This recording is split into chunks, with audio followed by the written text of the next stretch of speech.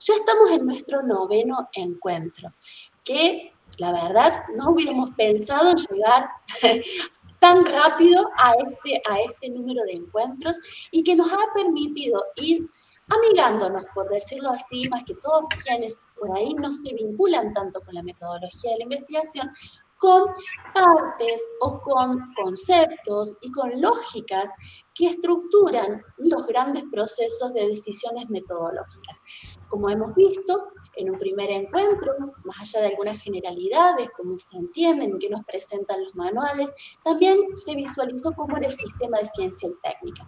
Y a partir de ese momento empezamos a desandar lo que podríamos decir, y en términos muy generales, se vincula un poco más a las metodologías cuantitativas. Hoy particularmente vamos a presentar a una amiga, docente, investigadora, que ya vamos a presentar, Malvina Rodríguez, quienes nos va a acercar al análisis de contenido. El análisis de contenido no nos vamos a entrar a explicarlo porque eso le corresponde a ella, pero algunos manuales lo llaman técnica, otros llaman dispositivo, porque vieron, hay muchos manuales y muchos libros de metodología que muchas veces a las mismas prácticas las mencionan o las clasifican de manera distinta. Entonces, hoy me voy a permitir en este momento presentar a Malvina. Malvina Rodríguez es licenciada en Comunicación Social y magíster en Relaciones Internacionales por la Universidad Nacional de Córdoba. Doctora en Ciencias Sociales y Económicas por la Universidad de Erlangen-Nuremberg de Alemania. Docente e investigadora, directora alterna del doctorado en Ciencias Sociales de nuestro instituto, de nuestra universidad, secretaria de Comunicación Institucional de nuestra casa, coordinadora ejecutiva de la Red de Áreas de Prensa y Comunicación Institucional del Consejo Interuniversitario Nacional, REDIAP-SIM. Sus líneas de investigación comprenden la comunicación política y digital, análisis de contenidos y de redes sociales, comunicación internacional, participación ciudadana, movimientos sociales en red, políticas de comunicación.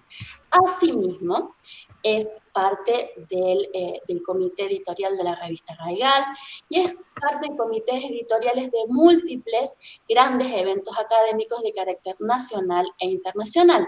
Ha dirigido tesis doctorales y ha evaluado, ¿no? Tesis doctorales, tesis de maestría y muchos trabajos finales de grado. Malvina, muchísimas, pero muchísimas gracias por haberte sumado a esta convocatoria y la clase es tuya. Bueno, muchas gracias, Carla, amiga, colega. Un saludo grande allí a todo el equipo de sociales que no para de hacer actividades. Todos los días tenemos actividades muy interesantes y un gusto participar de esta actividad del querido instituto de la universidad. Bueno, veo muchas caras conocidas de colegas, de estudiantes, otras y otros que no conozco y que bueno, voy a estar encantada también si podemos hacer un intercambio de escucharles y que me cuenten también sus experiencias, si es que las han tenido con este método técnica, como dice Carla, que encontramos con diferentes denominaciones en los manuales de metodología. Bueno, voy a comenzar entonces en aras de la brevedad, como, como indica esta convocatoria, tratar de tengo mucho material, pero bueno, vamos a tratar de hacerlo, de presentarlo de una manera concisa y que se entienda el gran desafío. No duden igualmente en detenerme si quieren aportar algo, si algo no se entiende, no hay ningún inconveniente. Bien, ahí están viendo ya la pantalla. Perfecto, sí, sí. perfecto, Malvina. Y acá cuando la paso al modo presentación, ¿la siguen viendo bien? Excelente. Bueno. Acá un poco con lo que quería empezar a reflexionar en menos de un minuto es la pregunta un poco que nos convoca, que es la relación entre el análisis de contenido y las ciencias sociales.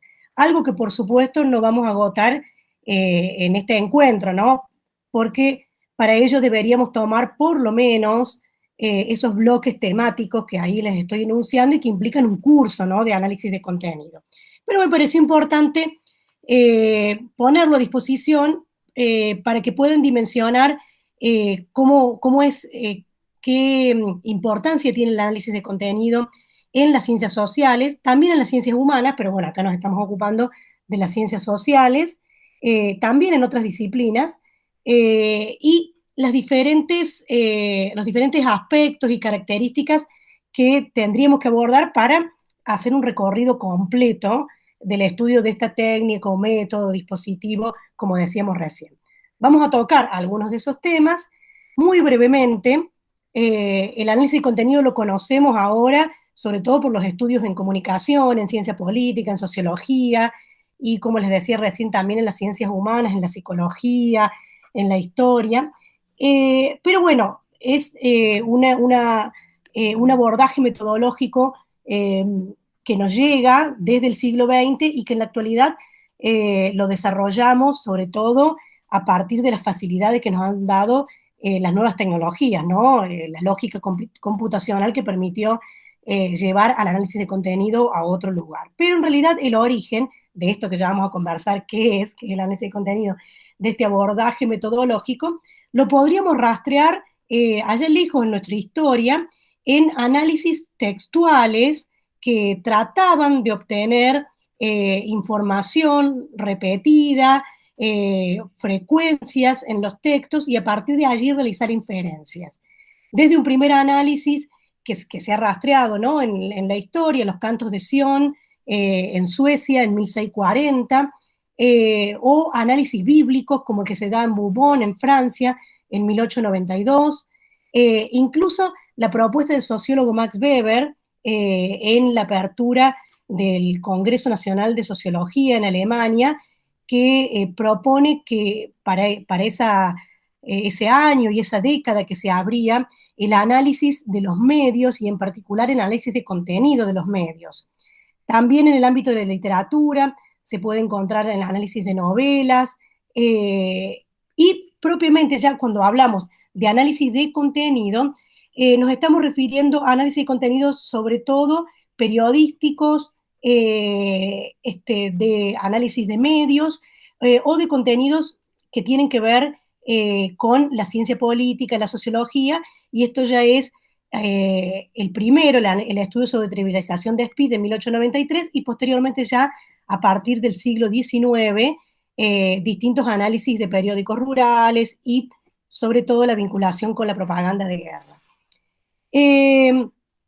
Una de las primeras aplicaciones del análisis de contenido para la investigación de la opinión pública lo encontramos en un estudio de Woodward de 1934. Luego ven ustedes la diversidad de temáticas que se fueron abordando con esta metodología, como representaciones raciales, libros infantiles, el uso de símbolos patrios en discursos presidenciales, textos históricos, psicología del periodismo, estudios sobre representaciones de las profesiones en la prensa, como la física, la sociología, entre otras, análisis en el marco de lo que en comunicación se le llamó la Communication Research, la investigación administrativa financiada por el gobierno norteamericano, el análisis sistemático y sistémico de propaganda y estrategia de guerra, sobre todo en medios y discursos de la Alemania nazi. Este es quizás uno de los orígenes que más impacto ha tenido como el inicio del análisis de contenido. Estos análisis encargados a investigadores como Harold Laswell, Paul Lazarsfeld, en el contexto del periodo entre guerras, de la Primera y la Segunda Guerra Mundial, y durante la Segunda Guerra Mundial sobre todo, que permitía, a partir del análisis de grandes volúmenes de publicaciones periodísticas, por ejemplo, de los avisos clasificados, pidiendo personal metalúrgico, poder determinar cuáles eran los lugares donde los nazis estaban construyendo armamento u otro tipo de infraestructura para la guerra, y así pensar las líneas de ataque en la estrategia militar norteamericana. Fíjense cómo estuvo ligado en esos orígenes, en el siglo XX, esta metodología de estudio para los fines de la estrategia militar norteamericana. Y este es, bueno, es un poco, digamos, el origen que más se destaca, que es en Estados Unidos, y que una de las definiciones, la que más nos llega, es la de Berelson, que lo define, bueno, en esa definición que tienen ustedes en inglés, como una técnica de investigación de tipo cuantitativo.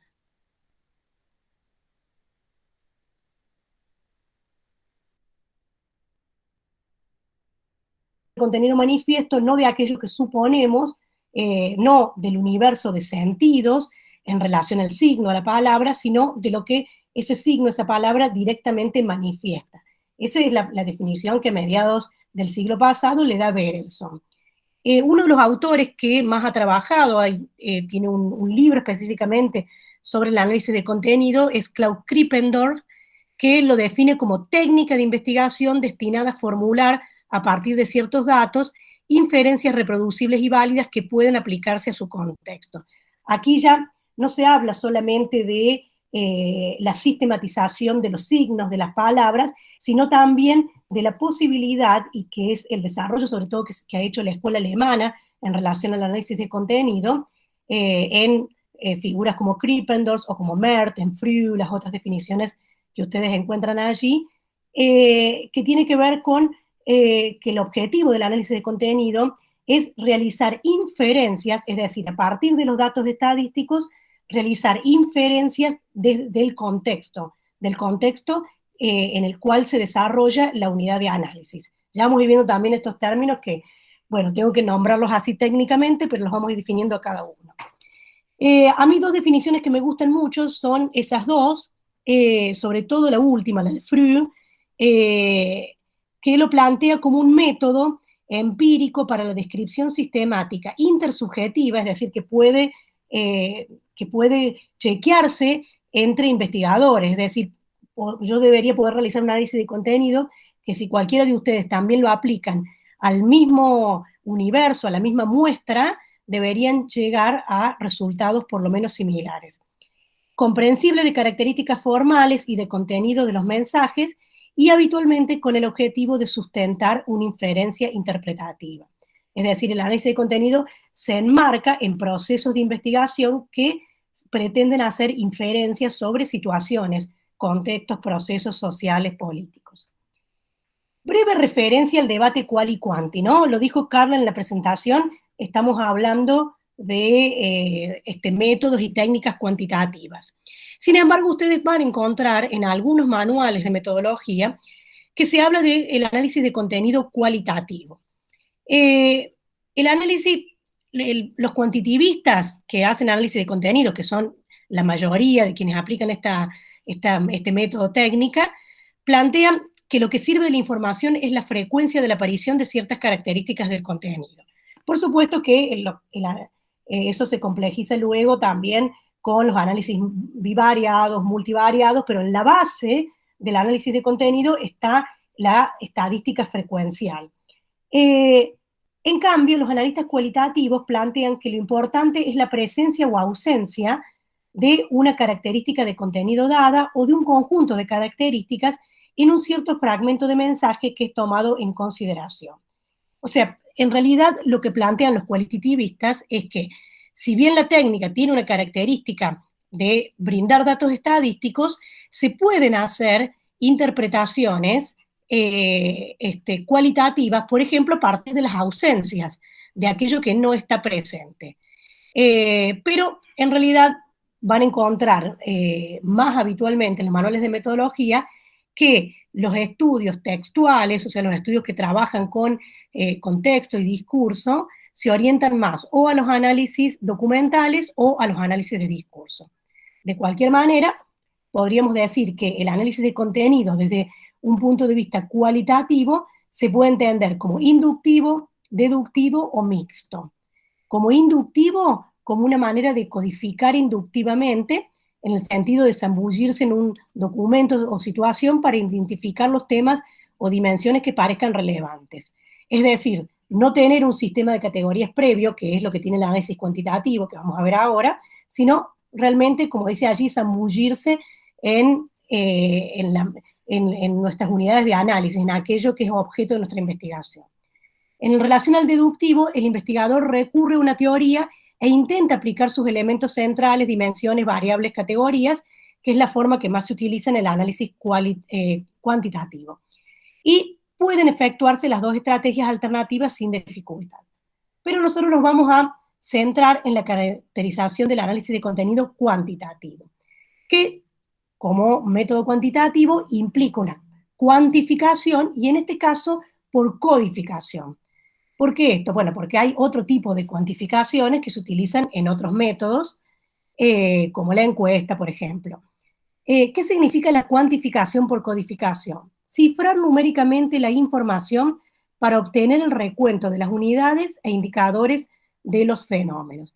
Es decir, convertir, ya vamos a ver cómo, a partir de un proceso que se llama operacionalización, convertir nuestros objetivos de investigación, aquello que buscamos, que perseguimos, a una medida operativa que se visualiza en cantidades y que nos permite luego presentar estadísticamente la información.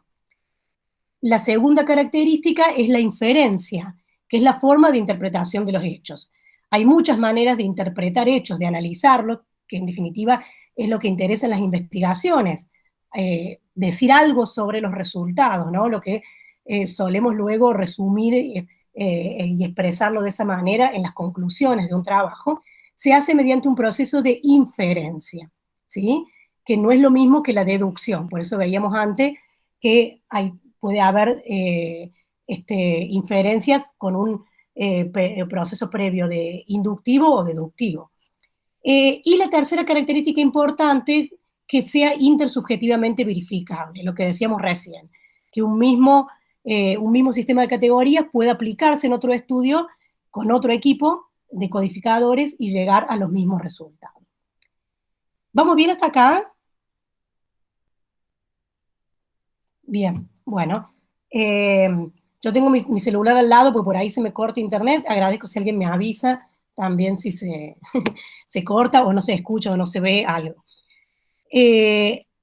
¿Cuáles son las finalidades del análisis de contenido? ¿Para qué hacemos un análisis de contenido o por qué hacer un análisis de contenido en un marco de una investigación y no otro método o técnica? Una de las primeras es que nos permite analizar grandes volúmenes de datos.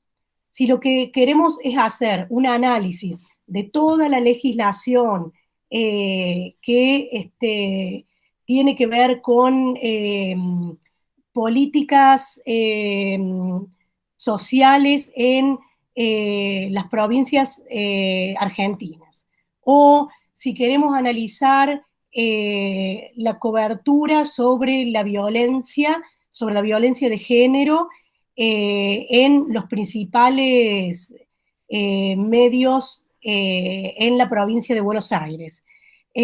O si queremos analizar todos los programas políticos, los principales programas políticos del prime time de la televisión argentina desde 1983 a la actualidad en periodo de campaña electoral. O la actuación de Cristina Kirchner en la red social Facebook desde el 2007 hasta ahora. Bueno, y así podríamos poner infinidad de ejemplos, que todos ellos implican grandes volúmenes de datos ya sean audiovisuales, fotográficos, textuales. El análisis de contenido nos permite reducir esos grandes volúmenes a través de una reducción de la complejidad. ¿Cómo? De manera estadística. Nos permite realizar observaciones que son reproducibles y acumulables. Esa reducción que vamos a hacer nos queda como una base de datos que nos permite un análisis o que puede luego acumularse para estudios posteriores. Permite una formalización en los procesos de investigación y establecer reglas explícitas y sistemáticas. Ya vamos a ver que como nos manejamos, así como en la encuesta hay un cuestionario, o en la entrevista también hay una guía de entrevista, acá tenemos el sistema de categorías que se observa como una guía para el análisis de contenido y que se expresa luego en una matriz de análisis con reglas claras y explícitas. O sea, para cada unidad de análisis vamos a tener posibilidades que van a ser sí o no, o informativo, de entretenimiento o de opinión, por ejemplo, es decir, reglas claras, explícitas y sistemáticas. ¿Cómo se organiza el análisis de contenido? Bueno, como muchos métodos y técnicas que ustedes conozcan, van a ver que se suele recomendar siempre la prueba, ¿no? En el análisis de contenido esto es muy importante, se le denomina el preanálisis.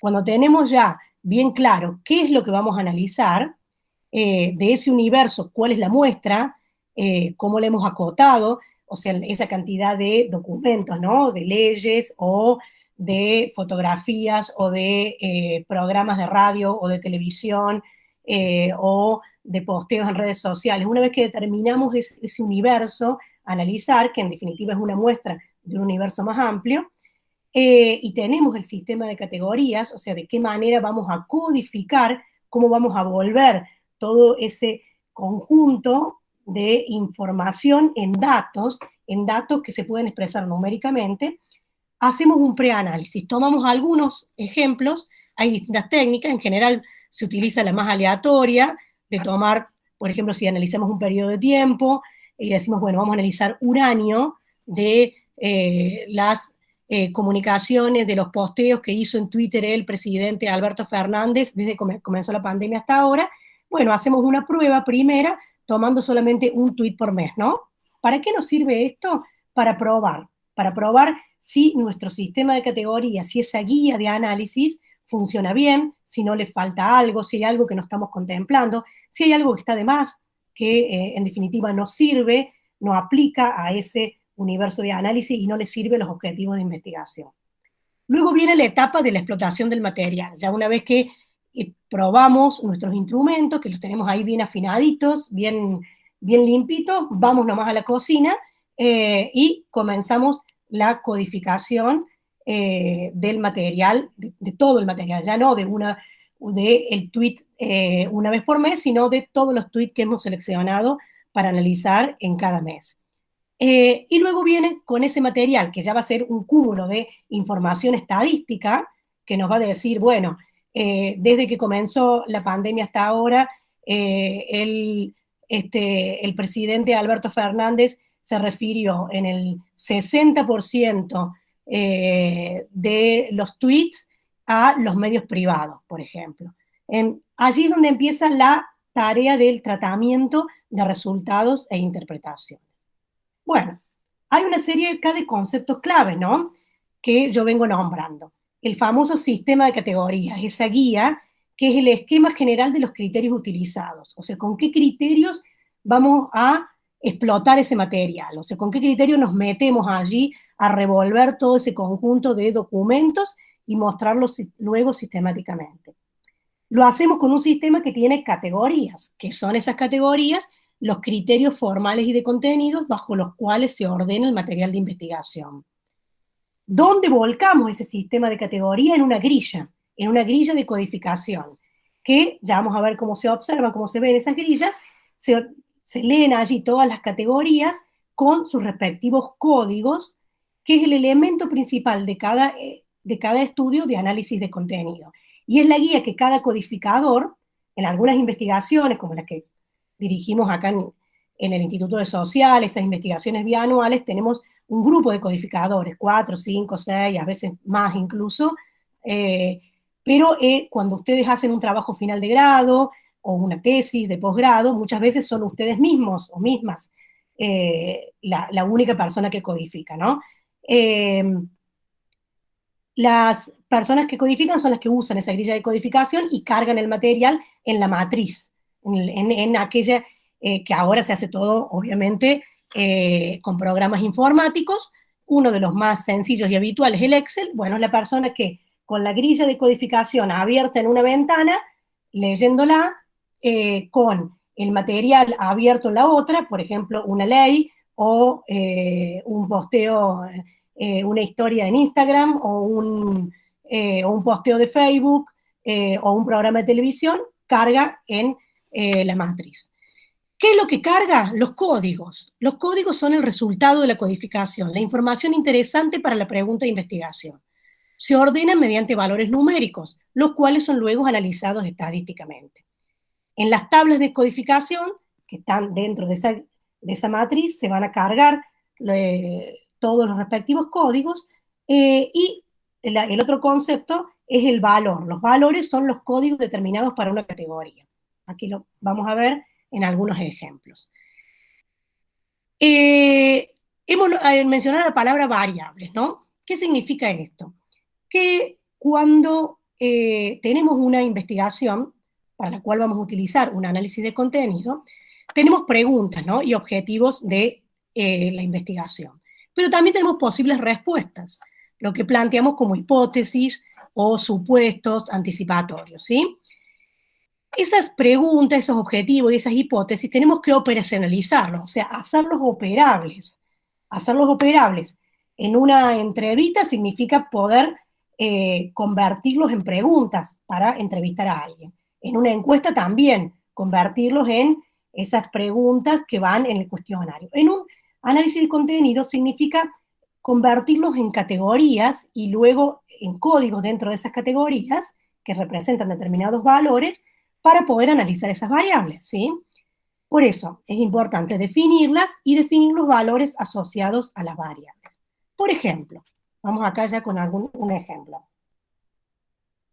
Una investigación que realizamos sobre las formas de comunicación y participación ciudadana en Argentina y Brasil en relación a nuevas expresiones del conflicto social. Como en toda investigación definimos un objetivo general, pueden ser más de uno, ¿no? Pero en esta era uno, y varios objetivos específicos, ¿sí? De esa investigación teníamos, ¿no es cierto?, dimensiones de análisis que están incluso planteadas en el objetivo general, como nuevas expresiones del conflicto social en Argentina y Brasil. O sea, cómo parte de la pregunta, cómo se expresa la gente, cómo se manifiesta, cómo participa en redes sociales, cómo son esos nuevos movimientos sociales. La variable son las nuevas formas de participación en redes, lo que en nuestra investigación denominamos comunidades sociodigitalizadas, es decir, comunidades que participan tanto en el espacio público, en la calle, como en las redes sociales, en Facebook, en Twitter, en Instagram. La categoría, una de las categorías, porque muchas veces, acá esto es un ejemplo, ¿no? Pero esas dimensiones generalmente contienen varias variables y también para ello varias categorías. Pero una categoría para analizar, o sea, una categoría que nos va a brindar información sobre esas comunidades sociodigitales, es el uso de las redes sociales. Que, y aquí siempre viene la conversación con la teoría, ¿no? Según un autor español que se llama Fernández Ardáiz, sirven para programar acciones, organizar acciones, coordinar acciones y mostrar acciones. Si pensamos en cómo actúan los movimientos sociales en incluso los partidos políticos, en las redes sociales vemos que se dan estas cuestiones. Invitamos al acto, convocamos al acto, vayamos a tomar la calle, vamos a la marcha, sumémonos a la marcha, acaba toda la info para la marcha, ese tipo de contenidos encontramos en las redes sociales. Entonces eso, a partir del trabajo, ¿no?, entre lo que se plantea desde la teoría y en relación a nuestros objetivos de investigación, determinamos los valores para esa categoría. ¿Cómo vamos a codificar cuando tengamos un texto publicado en el Facebook de Ni Una Menos o de la organización, la comunidad ambientalista Ecos Córdoba, para plantear qué uso le están dando a las redes sociales? A eso lo bajamos a valores y lo operacionalizamos, lo hicimos más concreto.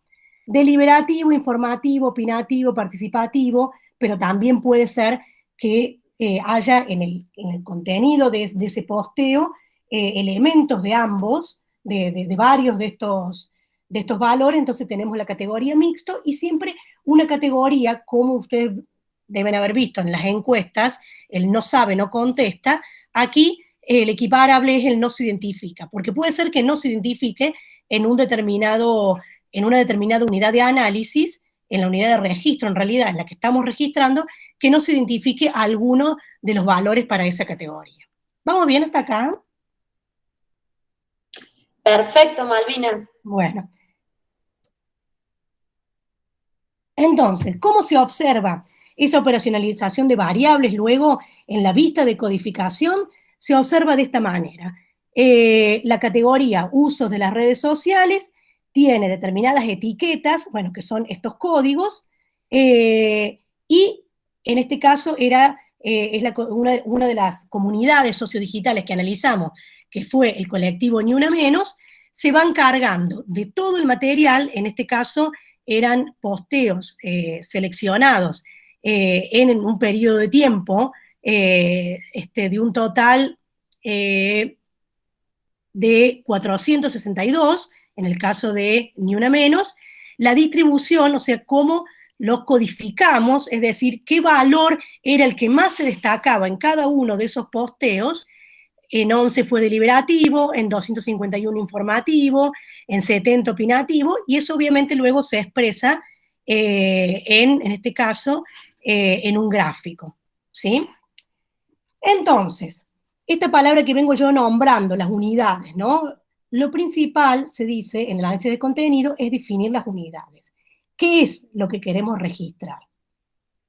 Y acá hay distintas denominaciones. Yo al final les recomiendo allí alguna bibliografía para que les interese ampliar el tema, donde pueden encontrar en algunos casos a la unidad de codificación le llaman también unidad de registro, pueden encontrar algunas diferencias, pero básicamente estas son las unidades, a lo que le llamamos unidades en el análisis de contenido.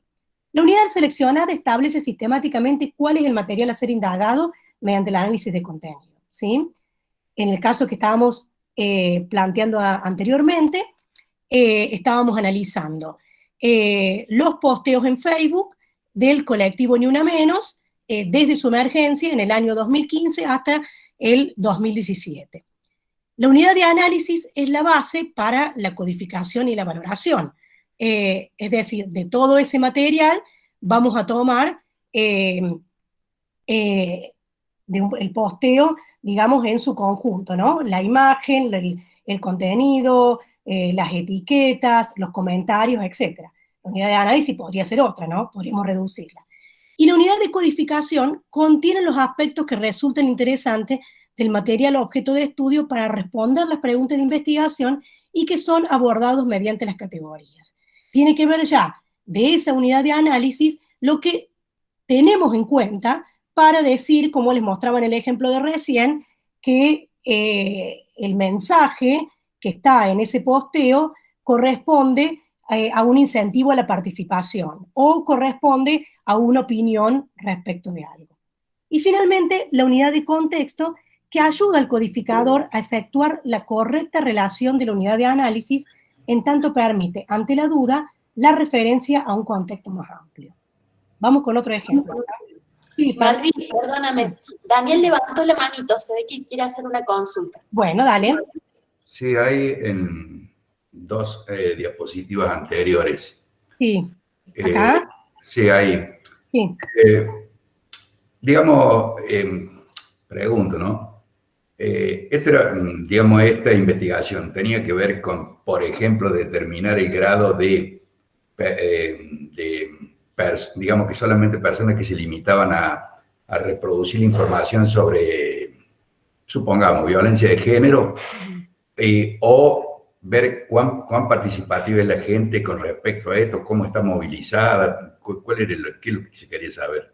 El objetivo general de la investigación fue ver de qué manera lo que entendimos como la forma en que se manifiestan los movimientos sociales en la actualidad, en temáticas vinculadas a género, defensa del ambiente o visibilización de las luchas ambientales, pueblos originarios y derechos humanos, lo analizamos tomamos como objeto de estudio, como casos, en relación a cada una de esas temáticas, estos colectivos que tenían visibilidad tanto en las redes sociales, en este caso, en la primera etapa de la investigación analizamos solamente Facebook, en investigaciones posteriores también otras redes sociales, de cada una de esas comunidades. En el caso de Argentina fue el colectivo Ni Una Menos, en relación a temáticas de género, el colectivo Ecos Córdoba, en relación a temáticas de ambiente, el colectivo y medio La Tinta en relación a temáticas de nuevo periodismo, y 2 colectivos en Brasil en relación a temáticas de derechos humanos.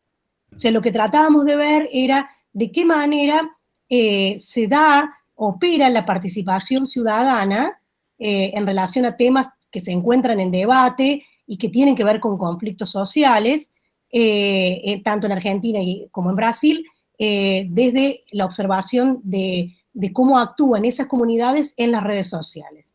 Ese es el objetivo general. Yo acá les estoy mostrando más un ejemplo de una sola de ellas. Perfecto. Muchos de los resultados de todas estas investigaciones están publicados, no están aquí en la lista general, en la lista al final de bibliografía, porque me referí solo al análisis a bibliografía sobre análisis de contenido, pero lo puedo hacer llegar, que los compartan y así pueden leer los resultados de la investigación en general, que es un buen ejercicio para ver, bueno, investigaciones que usaron análisis de contenido, a qué conclusiones llegaron después. Perfecto, Malvina, cuando les enviamos después el video a quienes se presentan, a quienes se sumaron, se los podemos adjuntar. Perfecto. Gracias. Bueno, entonces hablábamos de las unidades, ¿no? Por ejemplo, otro ejemplo que fue en realidad el primer análisis de contenido de gran dimensión que yo realicé, que fue en el marco de mi tesis de doctorado, donde trabajé, en este caso la investigación tuvo que ver con la construcción de imagen en la prensa alemana sobre los procesos de integración latinoamericanos, tomando como caso de estudio el Mercosur. La tesis fue publicada, pero en alemán, en el 2010. Y el periodo de análisis fue entre el 2003 y el 2006. Esto para mostrarles en relación al concepto de unidades, ¿no? Allí el universo fueron 7 órganos de prensa, de lo considerada la prensa de calidad alemanes, 4 diarios de temática general, un diario económico, y un periódico semanal y una revista de actualidad semanal. La unidad seleccionada en este concepto, ¿no?, fueron todos los artículos que mencionan el Mercosur, la unidad de análisis, los textos de todos los artículos que menciona el Mercosur, es decir, dejé de lado el material gráfico, ¿no?, las fotografías. La unidad de codificación fueron los temas, o sea, a nivel del enunciado como núcleos de sentido que se vinculan a las categorías. O sea, dentro del texto, a nivel del enunciado, de la oración completa y del párrafo completo, los núcleos de sentido que se vinculaban a las categorías. Y la unidad de contexto fueron otros procesos de integración. En este caso, la unidad de contexto tuvo que ver con hacer un pretest del sistema de categorías para un universo más reducido de la cobertura, también en la prensa alemana, del NAFTA y del proceso de integración en el sudeste asiático, para tener una dimensión contextual de lo que ocurría con la cobertura del Mercosur.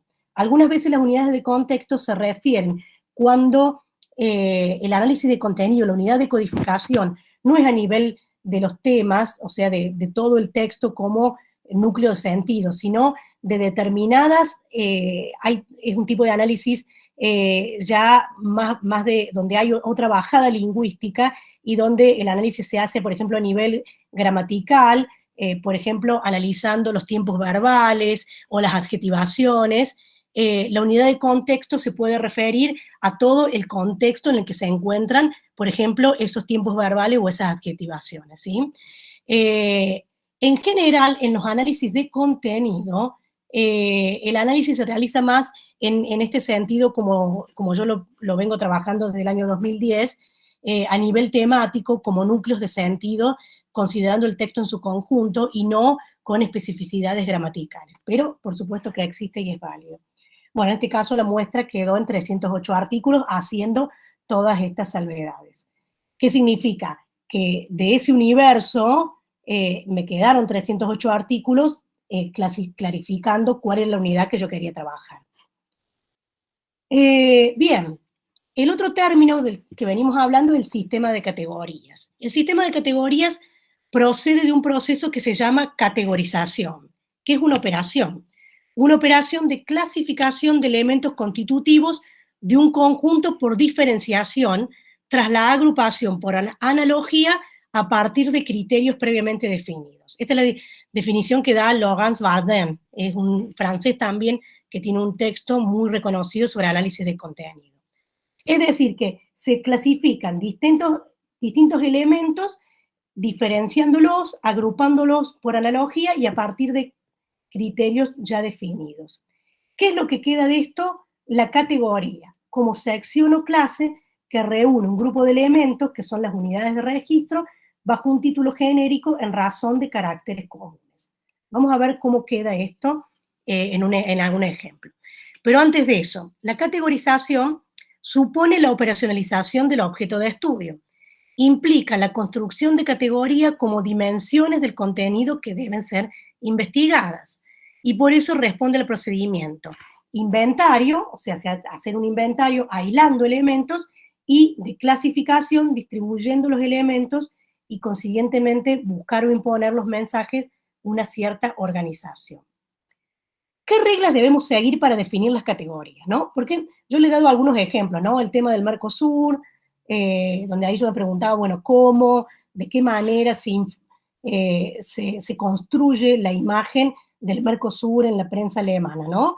Si es positiva, si es negativa, si se lo vincula, se lo compara con la Unión Europea, si se nombran como actores principales a los presidentes o a los cancilleres, ¿cómo transformo eso en categorías? En los otros ejemplos que daba, ¿no? En relación al estudio de Ni Una Menos. ¿Cómo se da la construcción de sentidos en el movimiento a partir de su actuación en las redes sociales? Convocan a la movilización, se da un diálogo, se dan discusiones, se dan debates. ¿Cómo convierto eso en categorías? Bueno, hay algunas reglas para la definición de categorías. Homogeneidad, debe haber una relación lógica entre las categorías y las variables, esto que decíamos recién, aquello que viene de la pregunta de investigación a las categorías, luego a partir de las cuales yo voy a clasificar la información, ¿no? Y donde me van a dar los datos. Utilidad, el conjunto de categorías debe ser inclusivo, deben estar incluidas todas esas variables que componen mis preguntas de investigación, pero a la vez también debe haber una exclusión mutua, debe haber solo un lugar para codificar las respuestas. O sea, una categoría me tiene que servir para algún elemento de la variable, pero no repetirse en otra, porque entonces no estoy economizando, ¿no? Estoy repitiéndome a mí misma. Claridad y concreción se deben expresar en términos sencillos y claros, de manera de no dejar lugar a interpretaciones. Ustedes van a ver que las categorías luego se expresan en términos como tono de la información, definición de violencia. O sea, son términos muy claros que no dejan lugar a duda, no es otra cosa, es eso. Definición de violencia, ¿cómo se define la violencia? Tono de la información, ¿cuál es el tono de la información? Luego vienen los códigos que nos indican cómo lo clasificamos a eso. Y las categorías deben ser significativas y replicables. No es cuestión de poner categorías porque sí, para decir tengo 30 categorías en lugar de 20, no. Tienen que tener un significado y tienen que poder ser comprendidas por otras personas que tomen ese mismo sistema de categorías. Muchas veces cuando construimos un sistema de categorías nos basamos en estudios anteriores. Tomamos algunas categorías de estudios anteriores y les agregamos las nuestras de acuerdo a la óptica de nuestra investigación. En relación a los tipos, hay categorías formales que describen las categorías formales de las unidades de investigación correspondientes. Por ejemplo, si estamos analizando medios de comunicación, una categoría formal es el nombre, ¿no? El nombre que dice, bueno, analizamos diarios, Página 12, Clarín, La Nación, Infobae, etcétera, ¿sí? Si estamos analizando ordenanzas, leyes, una categoría formal puede ser el nivel donde se ha desarrollado, por ejemplo, a nivel nacional, provincial, local. Y luego vienen las categorías de contenido, que definen exactamente lo que quiere recopilarse y medirse, las que tienen que ver con esa pregunta de investigación, ¿no? Por ejemplo, lo que yo decía recién, si estoy analizando violencia de género, la concepción de la violencia en un medio, ¿cómo concibe la violencia de género? como un problema individual o como un problema social. O sea, allí yo tengo que pensar en categorías que vayan, que ahonden en ese contenido. Las categorías formales suelen ser de identificación, para ello se utilizan categorías nominales, como numeración simple, directa o periódica, ¿no? Se van ordenando, por ejemplo, el ejemplo que yo daba recién de los nombres de los medios, bueno, Clarín 1, Página 12.2, La Nación 3, Infobae 4 y así.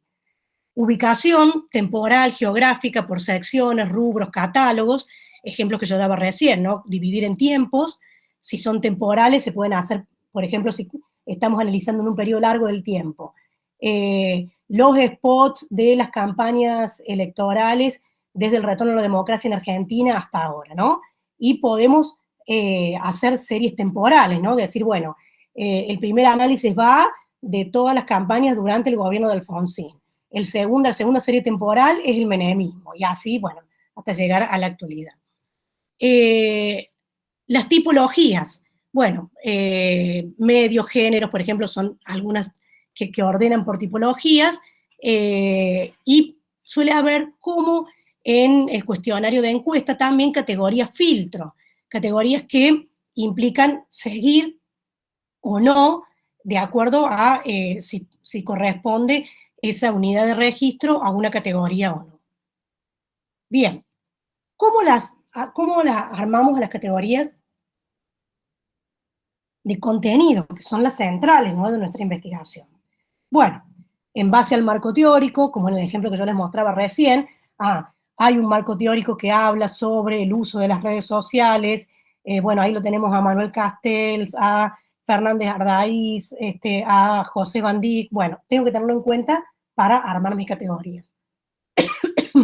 El estado del arte, toda esa recopilación de antecedentes, de estudios recientes vinculados a nuestro tema, la pregunta, problema de investigación, los objetivos generales y específicos, las hipótesis y otras consideraciones teóricas, metodológicas o contextuales. ¿De qué se tratan las categorías de contenido? Bueno, muchas veces se tratan sobre temas, por ejemplo, temática principal, si estamos analizando artículos periodísticos o ordenanzas en un periodo determinado de tiempo, y tenemos un abordaje que se hace preguntas acerca de las temáticas que se trataron en ese periodo de tiempo. Bueno, una categoría de contenido van a ser los temas. Actores, conceptos claves, encuadres o frames, valoraciones, relaciones, entre otras. Y acá vamos de nuevo a los ejemplos. Esta es una ficha técnica de un sistema de categorías de una investigación que desarrollamos durante 2014-2015. El tema en este caso era la construcción de la realidad social desde la participación ciudadana en entornos virtuales y desde los discursos mediáticos en la provincia de Córdoba, entre 2003 y 2015. El periodo de análisis fue de entre 2014 y 2015. Analizamos medios radiales, el programa Radio Universidad, el programa Cara a Cara en Radio Universidad, el programa Radio Informe 3 en Cadena 3, y analizamos un programa del canal Mirate en Villa María. Tranquila, Malvina, tómate el tiempo, por favor. Es horrible cuando uno le pasa esto casi que en vivo. Tranquila, tranquila, por favor. Sí, viste, me quedo sin diésel. Por favor, tranquila. Bueno, en este caso, gracias, Carla, se llevará a cabo, bueno, lo que hacemos es un análisis a nivel de cada emisión del programa, una vez por semana, en los días correlativos. Por ejemplo, la primera semana se grababa el lunes, la semana siguiente el martes, y así sucesivamente. Es decir, ese es el sistema que encontramos y que es muy habitual en los análisis de contenido para contenidos audiovisuales, que tiene que quedar descrito, ¿no?, en la presentación, y que nos indica cuáles van a ser nuestras unidades de análisis y codificación. Ejemplos, ¿no?, de ese mismo estudio. De categorías formales, el número de programa, o sea, la clásica categoría nominal. se le asignaba una numeración correlativa desde el inicio del registro, desde el 1 en adelante. Otra categoría era el medio. Cadena 3 tenía el 1, Radio Universidad tenía el 2, Canal Mirate tenía el 3. ¿Sí? Otra categoría era la fecha, donde se codificaba el día, el mes y el año. Esas son las categorías formales. Y categorías de contenido, ¿no? Las que tenían que ver con la pregunta de investigación, esto que nos preguntábamos acerca de cómo se daba la construcción de realidad desde la participación ciudadana y desde los discursos mediáticos. Bien. Por ejemplo, dos de esas categorías de contenido, lo que decíamos recién, bien claras, concisas, eran nivel de participación de la audiencia y la otra, tipo de participación de la audiencia. ¿Cómo la medíamos? Bueno, el nivel de participación de la audiencia la medíamos a través de la participación directa, como solicitada, llamada telefónica, entrevista o versión verbal, fotográfica o audiovisual directa a la audiencia en su carácter de tal, y participación a través de las redes sociales. ¿Cómo hicimos? Bueno, hay toda una tradición en los estudios de comunicación, en investigadores como por ejemplo George Gebner, hay mucho en la investigación norteamericana, que hablan de el nivel de participación de las audiencias como mínimas, medias o activas, de acuerdo a la cantidad de horas o la cantidad de personas que participan en cada programa. A partir de eso determinamos esos códigos, ¿no? Esos componentes de la categoría que nos servían para ubicar a cada programa, a cada unidad de registro, en alguno de esos códigos. Ninguna participación, mínima, de no más de 2 en TV y no más de 4 en radio, media, de 3 a 5 personas en TV y de 5 a 9 en radio, activa, más de 5 personas en TV y más de 9 en radio. Otro, si tuviéramos otro tipo de participación y no se identifica o no menciona. En el caso de tipo de participación de la audiencia, los códigos, la verbalización de los códigos para esa categoría eran como fuente consultada por el periodista, como fuente citada por el periodista, directa, sin ser consultada por el periodista, indirecta, citada por otro integrante de la audiencia. Y siempre esa es otra o no se identifica. Acá hay otro tipo de estudio, publicado en el 2011, en el marco de un proyecto PIT, en el que participamos desde la universidad, y donde a mí me tocó coordinar el análisis de contenido del diario.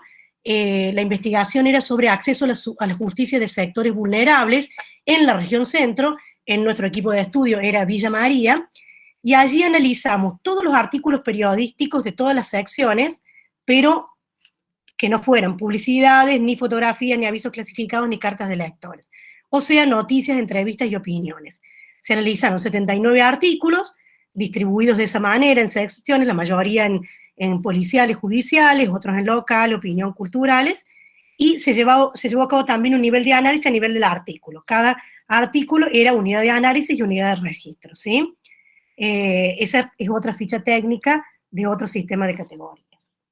Y ahora pasamos a la codificación, que es el proceso por el que los datos brutos son transformados sistemáticamente y agregados en unidades que permiten una descripción precisa de las categorías pertinentes al contenido según lo plantea Holstein. ¿Qué quiere decir esto? Esta transformación de los datos, que se transforman por descomposición, hay una elección de unidades en las cuales los vamos ubicando, por enumeración, hay una elección de reglas de recuento, y por clasificación y agregación a través de la elección de categorías. Vamos a ver cómo son las reglas para esa codificación y recuento. La presencia o ausencia, la frecuencia de aparición, la frecuencia moderada, la aparición de uno o varios elementos tiene más importancia que los demás. Esto es muy importante, esto se usa mucho en el análisis de contenido, y es lo que se trata de clarificar en los documentos que acompañan a la guía a partir de la cual el codificador sabe cómo cargar en la matriz, ¿no? El codificador, si nos imaginamos en un escritorio, tiene, por un lado, los materiales que va a analizar, ¿no? Los artículos periodísticos, los spots televisivos, lo que fuera. Por otro lado, tiene la guía para la codificación, y por otro lado tiene la matriz, que es donde va a cargar esa codificación. A la guía le acompaña siempre un documento que nos indica cómo interpretar esa guía. Una de las características, que no se expresa en esos términos, pero que ese es un término de la estadística, tiene que ver con la frecuencia ponderada, porque uno plantea, ¿qué codifico? ¿No? Si a mí me dicen que me fije en este posteo que hicieron acá que hizo el colectivo Ni Una Menos, y que están llamando una marcha, ¿no? O sea que hay allí fundamentalmente una convocatoria a la participación, pero también están informando por qué llaman esa marcha, porque ha habido un femicidio. Bueno, allí es donde tenemos que clarificarle cómo manejar eso ponderadamente, ¿no? ¿Cuál es lo que va a primar para considerarlo en nuestra codificación y bajo qué características? La intensidad, medida según la escala de Osgood, según modos gramaticales, son algunas de las formas. Por ejemplo, sobre todo cuando tenemos que analizar categorías como el tono emocional, el nivel de controversia, ahí va a ser importante que en el nivel del texto completo, para poder indicar si algo lo encontramos como emocional o racional, o si lo encontramos como valorado positivo o negativamente, nos tenemos que servir de los verbos, los adverbios, los adjetivos utilizados, ¿no? Para encontrar la intensidad, el nivel de intensidad que nos permite elegir un código y no otro. Bueno, la dirección, el sentido bidireccional del texto, positivo o negativo, bueno, obviamente que cuando está muy marcado, por eso cuando analizamos artículos de opinión o programas de opinión, es más sencillo que cuando se analiza algo que en apariencia es mucho más objetivo, entre comillas, como una ordenanza o una ley, que seguramente tiene valoraciones, pero donde esas valoraciones no se encuentran de manera tan manifiesta, sino que el análisis de contenido, por ejemplo, a partir de la distribución de las frecuencias, nos va a indicar si hay una valoración. Acerca, por ejemplo, de si analizamos legislaciones que tengan que ver con los pueblos originarios, cómo han definido a lo largo de la historia argentina cuestiones relativas al derecho a la propiedad, al derecho a la tierra, el derecho a la raza, a la religión, etc. Probablemente tengamos que ver en la repetición de determinados conceptos, encontrar la dirección de esos textos y no que estén direccionados de manera directa. Para ese tipo de cosas también nos sirve el análisis de contenido. El orden, dado por la aparición temporal, la importancia o la función de las unidades de registro, la contingencia, la presencia simultánea en un momento dado de dos o más unidades de registro en diferentes niveles de código o de contexto. Ejemplos de codificación, esto también es del estudio de mi tesis. Teníamos una categoría, por ejemplo, que era la de controversia, que codificaba las opiniones y puntos de vista expresados que contenía el artículo. Allí teníamos los códigos del 0 al 3, o sea, considerando el 0 como no identificable, y las características, o sea, lo que tenía en cuenta para tomar esos códigos, que son la operacionalización de la variable del estudio y que se expresa en la categoría controversia, no controvertido porque había una sola opinión en el artículo, no controvertido porque había una sola opinión pero fundada en múltiples voces, y controvertido porque había muchas opiniones pero también con diversidad de voces, ¿sí? Que si lo cruzábamos con el tenor, o sea, con la forma de presentación positiva o negativa de las expreso en las noticias, nos permitió obtener que un 33% de los artículos tenían múltiples voces, que un 31% eran unilaterales, tenían una sola voz. Sí, perdón. ¿No? No. Pensé que había una pregunta. Un 21% no clasificable y un 15% no controvertido, es decir, una opinión con múltiples voces, ¿sí?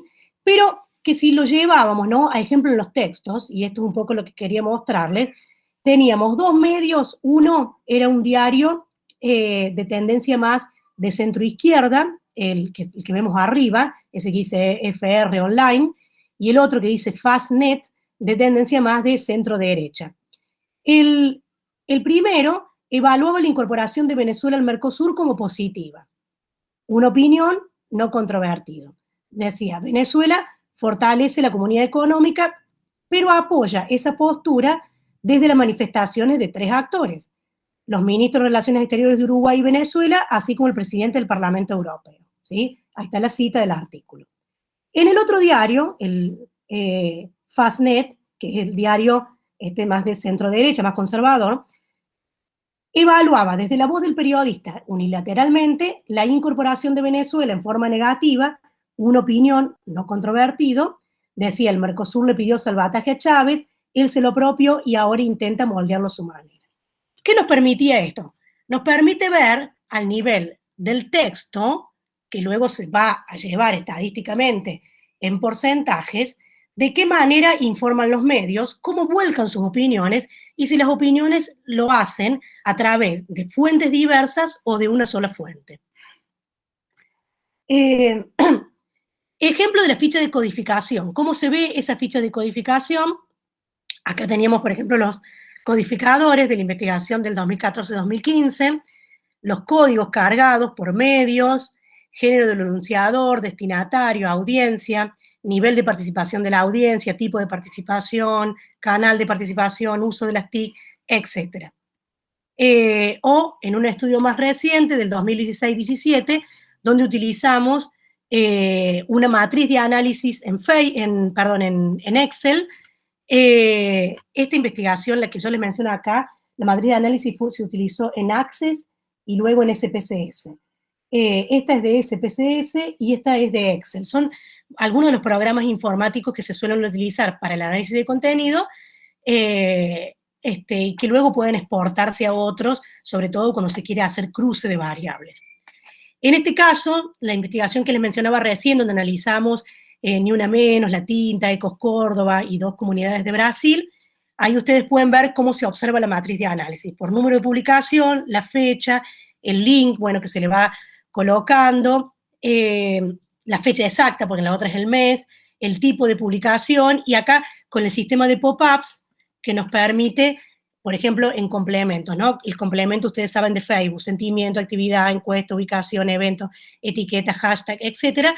El sistema de pop-up nos permite seleccionar uno directamente sin tener que cargar un código numérico, ¿sí? Pero que luego se expresa en los resultados de la misma manera, porque lo que hacemos es unir todas esas frecuencias, el sistema solo lo hace, y nos ofrecen estos gráficos, por ejemplo, como en esta investigación del 2014-2015, que en ese momento el canal principal de participación de la audiencia seguía siendo el telefónico, ¿no? Más que en las redes sociales, a través de los mensajes de texto y de los WhatsApp. Y que cuando analizábamos los niveles de participación en redes sociales, en ese momento el más utilizado era Facebook. Bueno, ¿cómo se expresa esto cuando lo analizamos, no? Bueno, en esta investigación de 2014-2015, por ejemplo, esto es lo que estábamos hablando, el canal de participación de la audiencia, se dice, se evidencia una participación mayoritariamente a través de los mensajes de texto, como muestra el gráfico, con el 53% de SMS y mediante WhatsApp con el 34%. Mientras que en un escaso 4% la participación es vía telefónica y en el 9% de participación no se identifica. Podemos afirmar entonces que, bueno, en el caso del programa ese que estábamos analizando, las nuevas tecnologías van ganando protagonismo como canal de participación de la audiencia, entre ellas resalta no solo los SMS, sino también el WhatsApp, pero no tiene en cuenta otras como Twitter, Facebook y página web. O sea, como una forma de expresar esos resultados. También lo podemos presentar a los resultados, como en esta investigación, tomando los modelos de propaganda, que son conceptos trabajados en un texto de Orlando de Adamo y otros autores, que hablan, por ejemplo, de tipo de propaganda de agitación, política, sociológica, emocional, negativa. Hay una variada clasificación de los modelos de propaganda, y que de acuerdo a el modelo que prima en cada una de ellas, en cada una de estas organizaciones, pudimos ver cuál era el modelo de propaganda que primaba, que utilizaban. o presentarlos de esta manera, que son los estudios más actuales, sobre todo en Twitter, con distintos programas informáticos. Por ejemplo, el Atlas T permite hacer estas nubes de palabras, donde se procesan infinidades de tweets y de los mensajes dentro de esos tweets para mostrar las palabras más frecuentes, las palabras más destacadas, lo cual nos permite hacer inferencia de determinados momentos, en este caso, una investigación del 2018-2019, donde analizamos en el 2019 la campaña electoral en Córdoba para la gobernación y en Argentina analizando las redes sociales de Alberto y Macri. Bien, ¿cómo se presenta? Bueno, en esa investigación, por ejemplo, el análisis de los resultados. Por ejemplo, en esta presentación sobre, ya con los resultados en la mano, sobre la codificación que habíamos realizado del Instagram de Mauricio Macri, los tipos de publicaciones predominantes en el periodo señalado fueron aquellos que contenían texto e imagen sin movimiento. En su mayoría fueron fotos con texto informativo respecto a las marchas de apoyo a Mauricio Macri y algunas imágenes de tweets emitidos de la cuenta oficial de él en aquel momento presidente. Las imágenes sin movimiento mostraban escenas de las marchas donde se veía al público, al candidato a presidente y a su esposa. El hecho de que la ubicación de referencia más utilizada haya sido Cava es representativo del electorado al cual la campaña iba dirigida primordialmente, en consonancia con los resultados de las PASO que tuvieron lugar en el mes de agosto. Y esto también se relaciona que los destinatarios principales, de acuerdo a las categorías de la semiótica, ¿no?, de Verón, prodestinatarios, paradestinatarios, en este caso hayan sido los prodestinatarios. A través del hashtag Si Se Puede, se enfocaba hacia un público amistoso, todo con el intento de reforzar una identidad común, un nosotros. O sea, un ejemplo de cómo presentamos luego los resultados de un análisis de contenido. Y ya para ir cerrando, los controles de calidad, que tienen que ver con dos dimensiones principales. La validez, que indica si se está midiendo exactamente lo que quiere medirse, y la fiabilidad, que es la confiabilidad del instrumento. Si se repite la medición, deberían abordarse los mismos resultados. ¿Cómo lo probamos a eso? Bueno, una prueba es entre codificadores, con el mismo material ver qué codifica el codificador 1 y qué codifica el codificador 2, o entre el mismo codificador en distintos momentos del tiempo, que esto se puede hacer cuando es una la persona que está codificando, de decir, bueno, tomo este material ahora y lo tomo dentro de 2 meses, a ver qué resultado llego, entre el investigador y los codificadores, y por supuesto la prueba intersubjetiva, que es que otro equipo de investigación o otro investigador tome una investigación ya realizada y haga también la prueba de codificación. Bueno, y aquí está las recomendaciones, incluyendo un texto que publicamos con uno de los integrantes del equipo de investigación hace un par de años, donde desarrollamos algunos de estos conceptos y sobre todo describimos las matrices de análisis que yo les mostraba recién como ejemplo. Bueno, ahora... ¡Qué lujo, Malvina! ¡Qué lujo! Voy a dejar de compartir. Y bueno, espero que haya sido clara, pero bueno, en aras también del tiempo, a veces vamos un poquito más rápido, o no me puedo detener todo lo que querría con cada uno, pero como les decía, pueden consultar las publicaciones. Aquí hay varios integrantes de nuestros equipos de investigación que, bueno, que han participado en algunas de estas codificaciones también y pueden contar su experiencia. A ver, entonces abrimos a ver quién se anima, como ya se sumó Daniel, a ver quién más se anima a preguntar. En estos casos o queda muy claro o no se entiende nada, como para ponerle unos extremos, un continuum. Pero realmente, Malvina, excelente, porque aparte de empezar con el concepto vinculado a la técnica, ir a la idea del marco teórico, a la hipótesis, a la necesidad de la operacionalización, al proceso. A ver, acá, Julieta dice, muchas gracias por la exposición, súper clara. Estuvo realmente muy clara, muy profunda, muy detallada, muy gráfica, muy visual, muy procesal también para poderlo ir viendo. A ver, quiero ver si alguien escribe alguna pregunta en el chat. ¿Nadie se está animando? ¿Qué pasa? A ver. Bueno, Daniel, vamos, Daniel. Muy bien. Estaba pensando, visto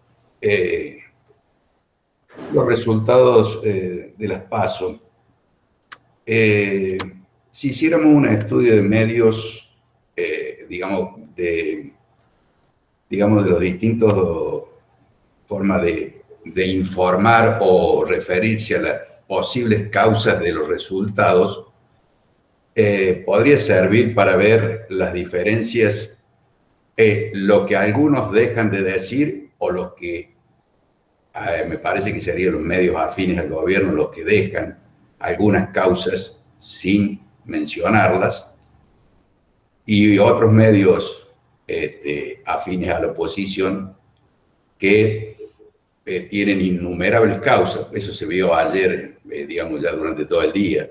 Si veías un canal u otro, veías una notoria diferencia donde aparecían medios afines con una o dos causas nada más, más o menos diciendo, como el presidente, probablemente habremos hecho algo mal, probablemente. Bueno, y los otros diciendo ciertamente ha hecho varias cosas, entre ellas esta y esta. Y bueno, se repetían las cosas, pero supongo que este método... Perdón, tengo un perro muy feroz. Eso sería más o menos la utilidad. O alguna se podría hacer, o ver si va cambiando de acá a noviembre.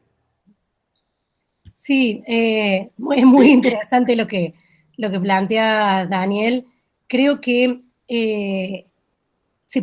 muchas de estas cosas se pueden indagar con el análisis de contenido, y lo voy a vincular también con lo que pregunta ahí Aimé acerca del análisis de contenido como técnico, como método.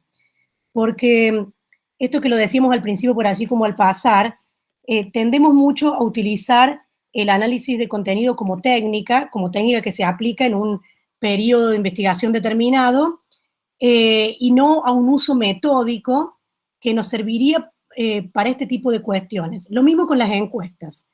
Yo ahí, bueno, yo creo, bueno, lo comenté creo como al pasar, el primer estudio de este tipo que yo hice fue en Alemania en el marco de mi doctorado. Yo hice el doctorado allá, lo dijo Carla en la presentación, y en Alemania hay una fuerte tradición en realidad es interesante porque desde aquí los conocemos más, por lo menos en el ámbito de la ciencia social y sobre todo de la comunicación, por la teoría crítica, la escuela de Frankfurt, pero con lo que yo me topé allá fue más con un fuerte desarrollo de los estudios cuantitativos, sobre todo el análisis de contenido, y también de las encuestas, pero de manera metódica.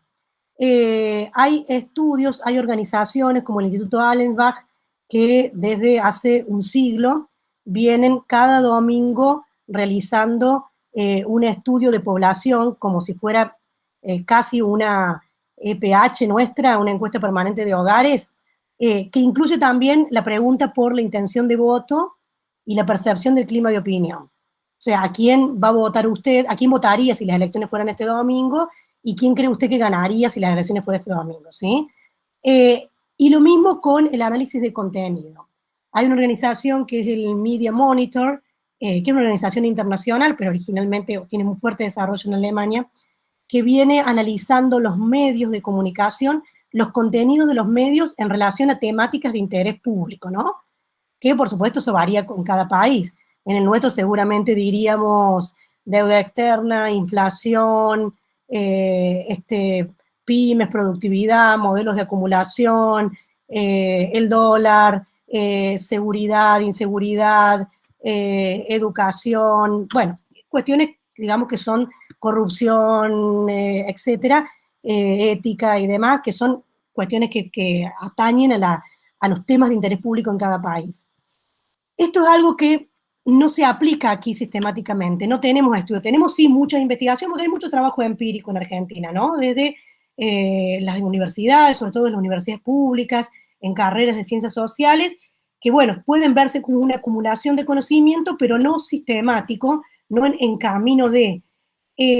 si tuviéramos eso, o si nos encamináramos hacia eso, Daniel, y que es algo que se podría, por ejemplo, sí, empezar ahora en un estudio particular hasta noviembre, analizar sistemáticamente el contenido de los medios, pero si lo hiciéramos de manera permanente, podríamos hacer inferencias, y de paso me lleva ese tema que por ahí es un poco el que no acentúe mucho, acerca de cómo se van dando esas construcciones discursivas, esas construcciones de realidad que van haciendo los medios en cada momento histórico y en relación a la propiedad de los medios, a sus vínculos o diferencias ideológicas con los respectivos gobiernos, que nos darían más elementos para comprender situaciones como estas. Porque, ¿qué ocurre? Cuando tenemos una elección, hay algunas previsiones que generalmente son las dadas por las últimas encuestas, que están muy enfocadas a la intención de voto, y que siempre dejan, si las leemos en detalle, un porcentaje importante de la población que son esos indecisos, y que no sabemos a dónde van a orientar el voto y que luego resultan ser determinantes.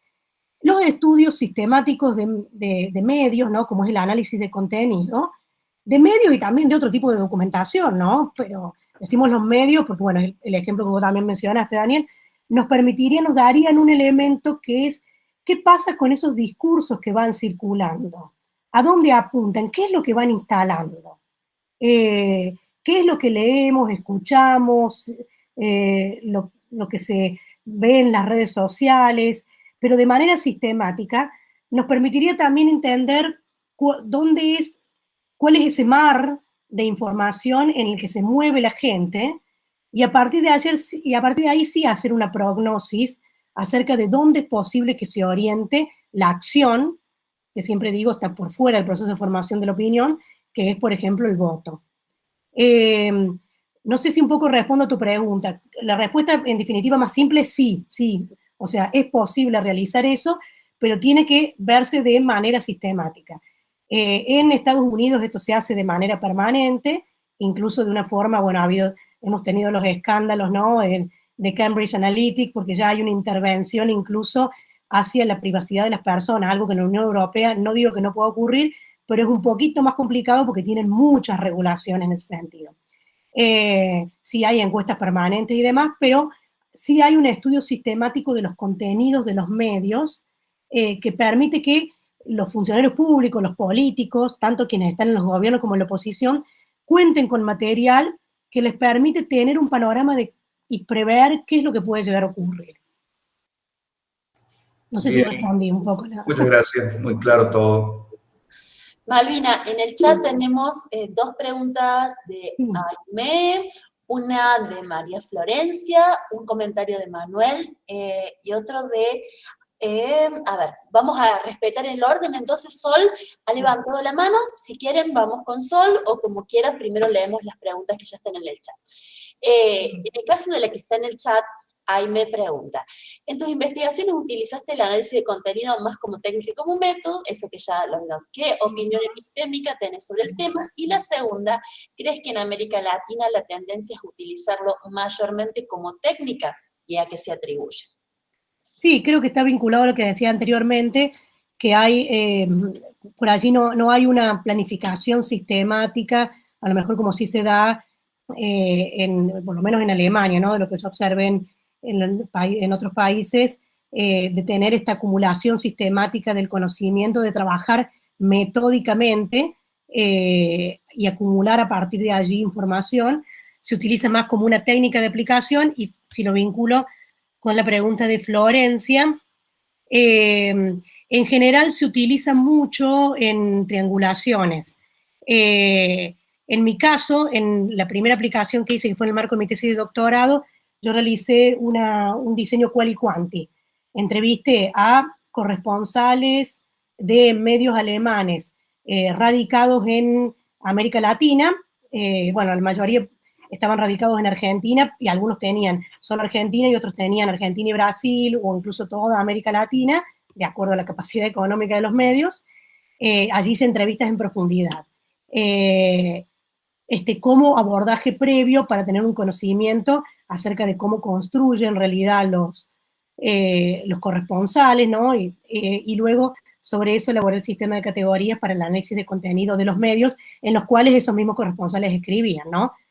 Creo que siempre yo aliento la investigación cual y cuanti, me parece que la triangulación nos permite llegar a no diría profundidad, pero sí distintas ópticas, ¿no? Una mayor amplitud en el abordaje. Manuel dice, sería como los medios arman la agenda de temas, y sí, el análisis de contenido se vincula mucho, bueno, una de las teorías que nos sirve dentro del análisis de contenido es la teoría de agenda setting, de establecimiento de agenda, de encuadre, la teoría del framing, porque nos brinda información acerca de qué dicen los medios y cómo los jerarquizan. Y a nivel de redes sociales dice cómo trabajan con los perfiles los denominados trolls. Bueno, ese es un tema muy interesante. Hay una línea específica ya de análisis de contenido que es el ARS. Hay mucho paper dando vuelta, todavía no mucho texto escrito, que es el análisis de redes sociales, y que, bueno, tiende o se aboca específicamente a analizar redes sociales. En nuestro caso, en nuestras investigaciones, trabajamos con perfiles lo que hemos hecho hasta ahora son perfiles bien identificados, ¿no? Actualmente estamos trabajando con un análisis en el marco de la pandemia, con el perfil del Ministerio de Salud, del presidente y de los medios de comunicación, tomando los dos polos, ¿no? C5N y TN. Pero sí, el trabajo con trolls, hay un estudio publicado hace un par de años que, utilizando la técnica de análisis de contenido, brindó mucha información acerca de cómo los trolls, es un estudio sobre derechos humanos, derechos de la prensa, cómo los trolls atacaron a distintos periodistas. Es un estudio en el que participó Martín Becerra, digo Martín Becerra porque por lo menos entre los comunicadores es bastante conocido, y otros investigadores más, que muestra en los resultados las características y permite identificar las características de esos perfiles denominados como trolls. También es un tema interesante de investigación en análisis de contenido. No lo hemos hecho hasta ahora, pero sí tenemos, está en la agenda. Y Sol, ahí nos levantó la mano, si se quería dar. Hola, ¿qué tal? Buenas tardes, ¿se escucha bien?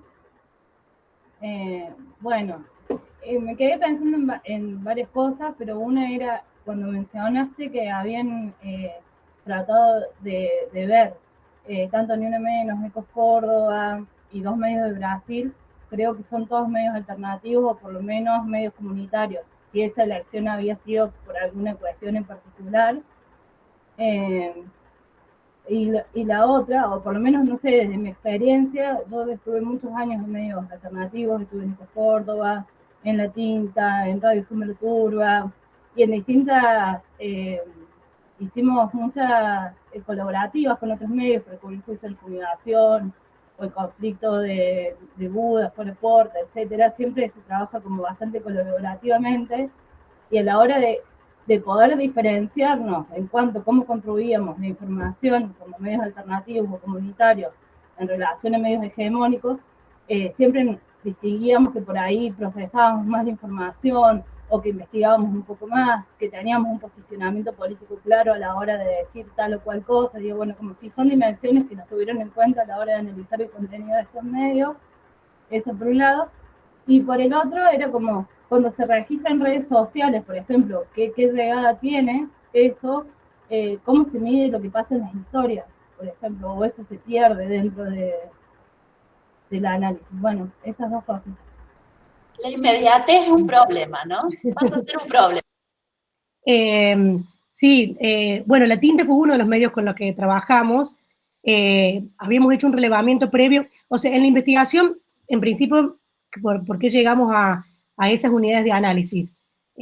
Nos preguntamos en todo ese periodo que fue, bueno, en Argentina, el periodo del gobierno de Macri, y en Brasil el periodo del gobierno de Temer, incluido el impeachment, ya de nuestra óptica golpe de Estado a Dilma Rousseff, que el escenario que se presentaba es que los discursos contrahegemónicos, que pretendían una contrahegemonía, los discursos alternativos, no estaban circulando en los grandes medios, los medios de comunicación masivos. y que además, ya desde que en el 2009 Manuel Castel publica Comunicación y Poder, plantea con el concepto de autocomunicación de masas que está la emergencia de otro tipo de comunicación diferente, alternativa a la comunicación de masas, y que es la que se desarrolla en los entornos digitales. Ya veníamos trabajando con el concepto de realidad sociodigital y nos planteamos, o sea, como hipótesis, que en las situaciones de fuerte conflicto social que se observaban en América Latina, de polarizaciones, de persecuciones, de exclusiones, de lawfare, de falta de participación de grandes sectores de la población, de falta de expresión de determinadas demandas en los medios, estos debates tenían que estar circulando en algún lugar, y de hecho estaban circulando, porque lo observamos con la emergencia que tienen en esos años, bueno, ni una menos, que surge en el 2015 y se internacionaliza, y tanto en Argentina con medios como Agencia Paco Urondo, como La Tinta en Córdoba, y en Brasil como Media Ninja, Jornalistas Libres, eran los lugares donde estaban circulando esos discursos alternativos que ponían el eje en el conflicto, que estaban tratando de visibilizar el conflicto. Entonces, bueno, de todo un panorama amplio, porque eran muchos, seleccionamos para pensar cómo actuaban esos nuevos medios, que los llamamos, jugando un poco con el inglés, social media, nuevos, o sea, medios sociales de comunicación, porque también tenía estas características de ser comunidad y ser medios. Por eso agrupamos también el concepto de comunidades sociodigitales a comunidades como Ecos Córdoba, como La Tinta, como Jornalistas Libres, como Ni Una Menos, en el sentido de que varios de esos medios surgían como comunidades o se formaban comunidades una vez que emergían. O sea que ese concepto de comunidad estaba presente en el desarrollo de estos colectivos y que tendían a disputar discursos en el espacio público y muchas veces lograban imponer agendas. Que eso lo fuimos viendo a lo largo del tiempo, como por ejemplo de qué manera el colectivo Ni Una Menos, y también con la réplica y el trabajo en otros sitios, como por ejemplo en La Tinta, logra instalar esta agenda, por ejemplo en el debate en relación al aborto, y que luego va a ser política pública, ¿no? Pero en ese momento hablábamos primero de agenda, ¿no? Como paso previo a la política pública. Esa es la razón por la cual elegimos, sí, y bueno, también hicimos entrevistas y tuvimos en cuenta algo que después, con la investigación siguiente, donde analizamos partidos políticos, nos sirvió mucho para empezar a conformar lo que le llamamos el modelo de comunicación política en la era digital, que tiene estas características que circulan a la vez en paralelo, ¿no? La hiperpersonalización de la política tradicional, o sea, la dilución de los partidos políticos como conjuntos de ideologías, y la personalización, sobre todo en las campañas electorales, es el votarle a tal o cual persona, ¿no? No a un partido o a un conjunto de ideas, y a la vez la dilución de las personalidades, la despersonalización de los colectivos, donde surgen como colectivos, como Ni Una Menos, 15 periodistas, algunos sabemos quiénes son, de hecho las fuimos a entrevistar, como María Pía López, pero bueno, hay muchas otras feministas muy conocidas, como Diana Mafia, etcétera, pero que no se presentan estos colectivos como yo soy la dueña de, o la líder de, sino que hay una construcción colectiva. O sea, dos procesos que circulaban en paralelo, ¿no? El de los nuevos movimientos sociales de manera colectiva y el de la política tradicional de manera hiperpersonalizada, ¿no? En los perfiles de los candidatos. Al punto que quisimos analizar los perfiles de partido y no encontramos nada, porque los tenían creados, pero estaban en desuso. O sea, lo que realmente circulaba en las redes eran los perfiles de los candidatos. Bueno, y estas son cuestiones que fuimos ahí acumulando, en esto de acumular conocimientos a lo largo del tiempo. Y lo otro que me preguntabas vos es lo que dijo Carla de lo efímero, de las redes sociales, de las historias. Sí, hasta ahora siempre hemos analizado en redes sociales los posteos, los feeds, los posteos, o sea, aquello que se puede rastrear de manera permanente en los perfiles, que se puede recuperar rápidamente, y incluso nos hemos animado también con Facebook, con Instagram, cuando en muchas líneas de investigación en comunicación política trabajan exclusivamente con Twitter, porque Twitter es como la red más pública, la más sencillo de recuperar, ¿no? También la utilizamos, pero nos parece que fuera de determinados colectivos, ¿no? De gente muy activa políticamente, de periodistas, hay una gran parte de la población que no tiene mucha actuación en Twitter. Entonces, por eso nos parece también interesante utilizar diferentes redes. Pero sí, el tema de las historias es un desafío también como el de los trolls, que tenemos que tener en agenda. Pero muy bien, Malvi, me parece que hasta acá vamos a llegar. Hasta acá vamos a llegar, muy interesante, no solamente todo el contenido que nos has compartido, sino aparte todo el debate, ¿no? Y quiero decir que fue muy interesante porque surgieron un montón de preguntas vinculadas a la aplicación, vinculadas a la lógica de la técnica, del método, cómo se da, cómo se visualiza, también la posibilidad hasta de pensar en observatorios, ¿no? Esta otra mirada, ¿no? Observatorios de contenidos. Bueno, hasta acá llegamos entonces. Malvina, muchísimas gracias por esta tremenda clase de metodología, específicamente de análisis de contenidos que nos has brindado.